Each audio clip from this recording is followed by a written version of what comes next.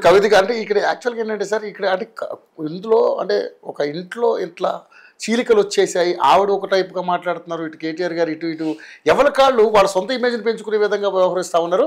So మొత్తానికైతే చీలికలు start అయినాయని చెప్పేసి పెద్ద ఎత్తున తెలంగాణలో సామెత ఉన్నది, గద్దెగిరిందంటే ఎద్దెగిరింది అంటారని. స్పెక్యులేషన్స్ ఇవి బీజేపీ కాంగ్రెస్ కి అవసరం.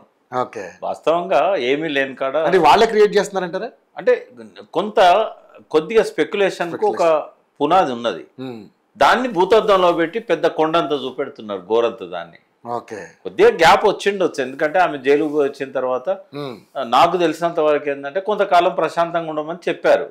బట్ ఆమె ఏంటంటే జైలు వచ్చిన ప్రశాంతంగా ఉంటే నిందను మోసినట్టు అవుతుంది కదా. ఆమె దోషిగా ప్రకటించేదాకా ఎవరం కూడా మనం ఆమెను దోషి అని కామెంట్ చేయకూడదు. కాబట్టి కేజ్రీవాల్కైనా అదే వర్తిస్తుంది, ఆమెకైనా అదే వర్తిస్తుంది. అయితే ఆమె మీద వచ్చిన ఈ ఆరోపణల గురించి ఆమె బయటికి రావడం జరిగింది. తను ప్రజల కోసం తను నిలబడతానని చెప్పేసి ఆమె కొన్ని కార్యక్రమాలు తీసుకున్నది. బీసీ రిజర్వేషన్స్ ఇష్యూ తీసుకున్నది, జ్యోతిబా పూలే గురించి తీసుకున్నది, ఈ నీళ్ళ గురించి తీసుకున్నది, కాళేశ్వరం ఇట్లాంటి వాటి గురించి తీసుకున్నది, రౌండ్ టేబుల్స్ పెట్టింది, ప్రతి ఇష్యూ మీద మేడ కార్మిక దినోత్సవం జరుపుతా ఉన్నది. అంటే ప్రజల్లోకి ఆమె దూకుడుగా వెళ్ళడం అనేది ఆమెకున్న ఆ డైనమిజంలో భాగమని నేను అనుకుంటున్నాను. ఎందుకంటే పార్టీలోకి కొత్తగా ఆమె వచ్చినప్పుడు కూడా 7-8 ఏళ్ళ అనుభవంతో వచ్చింది, జాగృతి పెట్టి బతుకమ్మ ఇవన్నీ. జాగృతి అసలు అది ఒక పార్టీలో లేదు. కాకపోతే ఇక్కడ ఒక కామెంట్ చేయడం వల్ల చాలా ప్రాబ్లమ్స్ క్రియేట్. ఏం కామెంట్? సామాజిక తెలంగాణ రాలేదన్నది. తర్వాత రంగారెడ్డి జిల్లా తలసరి ఆదాయంలో చాలా ఎక్కువగా ఉంది, మిగతా జిల్లాలు తక్కువగా ఉన్నాయి. అనుకున్నటువంటి సామాజిక తెలంగాణ రాలేదు అంటే ఇది ముందున్నది వాళ్ళ ప్రభుత్వమే కదా. వాస్తవం ఆమె చెప్పింది తప్ప. మాస్టర్ మైండ్స్ కామర్స్ చదవాలనుకునే 10th ఇంటర్ విద్యార్థుల తొలి ఎంపిక. ఆమె చెప్పింది అయితే వాస్తవమే కదా. కేసీఆర్ గారికి నెక్స్ట్ గవర్నమెంట్ ఫామ్ చేయడానికంటే ముందు ఈ క్యాంపెయిన్ ఈమె చేసింది అనుకోండి, అది సమాజంలో ఉన్న ఏ దళిత వర్గాలకు కానీ బహుజన వర్గాలకు కానీ అది ఒక లాభం చేకూర్చేదే కదా. ఆ కోణాన్ని ఆవిష్కరించడం అనేది అది నేను అప్రిషియేట్ చేస్తా. అది విమర్శ కావచ్చు కేసీఆర్ మీద, చేయకూడదు అని ఉందా?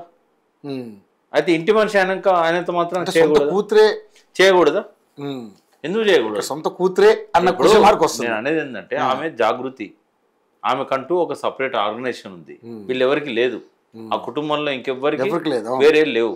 ఇలా కొత్తగా వచ్చింది కదా ఆమె. జాగృతి ఫస్ట్, పార్టీ సెకండ్. అవును, జాగృతి పునాదితోనే కదా ఆమెకు నిజామాబాద్ టికెట్ ఇచ్చింది. మరి జాగృతి కూడా వేసింది. జాగృతికి ఆర్గనైజేషన్ ఉంది కదా. ఒక స్టేజ్ లో కొంత అన్నారు ఆమె జాగృతిని తీసేస్తే బాగుంటుంది, కానీ ఒక ఎదిగిన సంస్థను ఎట్లా దాన్ని నమ్ముకొని ఉన్న వాళ్ళు ఉంటారు, దానిలో క్యాడర్ ఉంటారు, కమిటీలు ఉంటాయి. కాబట్టి అది కొంతకాలం అది కోల్డ్ స్టోరేజ్ లో ఉన్నా కూడా మళ్ళీ అది రెక్కలు విప్పుకున్నది, దాన్ని తప్పడానికి లేదు. కేసీఆర్ను బహిరంగ క్రిటిసైజ్ చేయలే ఆమె. సామాజిక తెలంగాణ లక్ష్యం పెట్టుకొని ముందుకు పోదాం, గతంలో సాధ్యం కాలేదు 9.5 ఏళ్లలో అన్నది వాస్తవం. అది దాని మీద మీరు డిబేట్ పెట్టండి. సామాజిక తెలంగాణ అంటే ఏంది, ఎందుకు కేసీఆర్ పీరియడ్ లో సాధ్యం కాలేదు, కవిత గారు చెప్తున్న సామాజిక తెలంగాణ ఏంది, ఎట్లా భవిష్యత్తులో ఎజెండాగా ఫిక్స్ చేస్తున్నది అనేది చెప్పగలుగుతాను నేను.